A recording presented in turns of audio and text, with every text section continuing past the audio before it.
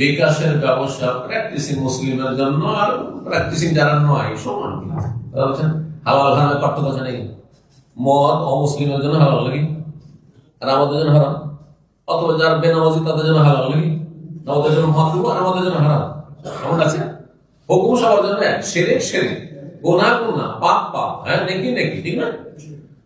তো প্র্যাকটিসিং হোক আর প্র্যাকটিসিং নাই হোক, ইসলামের হুকুম সমান। বিকাশের ব্যবসা যদি সরকারি ভাবে কোনো বাধা না থাকে তাহলে যাচ্ছে, আর রাষ্ট্রীয় কোনো বাধা যদি আইনগত সমস্যা থাকে তাহলে জায়েজ নয়। কারণ মুসলিম শাসকের আইন বিরোধী কাজ করা জায়েজ নয় যদি আইনটি সরাসরি ইসলামের সাথে সাংঘর্ষিক হয়।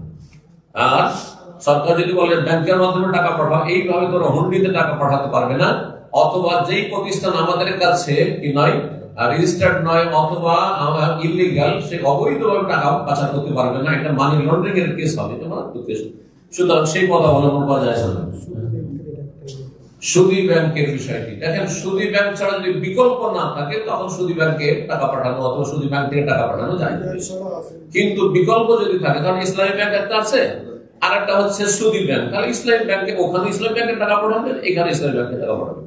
কিন্তু যদি দেখা যায় ইসলামী ব্যাংকের টাকা পাঠিয়ে আমার সমস্যা হচ্ছে, হ্যাঁ বেশি টাকার বিষয় রয়েছে অথবা বিভিন্ন কারণ হতে পারে, অথবা আমার বাড়ির আশেপাশে ব্রাঞ্চ নেই, অনেক দূর যেতে হচ্ছে, অনেক সময় এরকম ভয় হতে পারে, তাহলে আপনি সুদী ব্যাংকে টাকা পাঠিয়ে তাদেরকে ভোগ করতে দেবেন না, তাড়াতাড়ি টাকাটা উঠে, বুঝতে পারছেন না?